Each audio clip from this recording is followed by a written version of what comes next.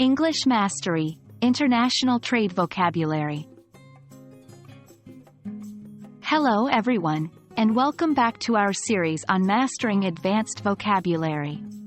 Today, we're diving into an important area of professional vocabulary, the field of international trade. If you're interested in business and finance, then understanding this terminology is crucial. So, let's get started.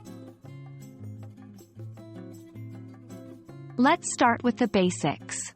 International trade refers to the exchange of goods and services across national borders. Goods can be things like cars, computers, or coffee beans, while services might include things like consulting, banking, or transportation.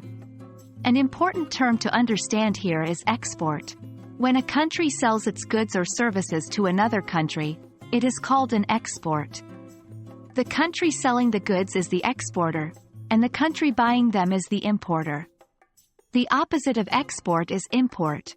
When a country buys goods or services from another country, it's called an import. The country buying the goods is the importer, and the country selling them is the exporter. Now let's move on to some more complex terms. The trade balance is the difference between the value of a country's exports and its imports. If a country exports more than it imports, it has a trade surplus. If it imports more than it exports, it has a trade deficit. The balance of trade can affect a country's foreign exchange reserves.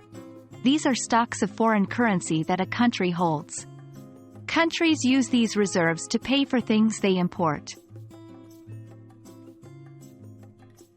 International trade is governed by trade agreements. These are contracts between two or more countries, where they agree to trade goods or services under certain conditions. They may decide to lower tariffs. These are taxes on imports or exports. However, not all countries want to lower these barriers. Some use protectionism. This is a policy of protecting domestic industries against foreign competition by taxing imports. While it can help local industries, it can also lead to less efficient production and higher prices for consumers. Finally, it's important to know about the organizations that oversee international trade. The World Trade Organization, WTO, is an international body that deals with the rules of trade between nations. Other important organizations include the International Monetary Fund, IMF, and the World Bank. Well, that brings us to the end of our look at the vocabulary of international trade. We've covered a lot of ground today, from the basics of exporting and importing, to trade balances and global trade organizations. Remember, having a solid grasp of this vocabulary can really help if you're working in or studying business and finance. We hope you found this helpful. Keep practicing, and we'll see you in our next video.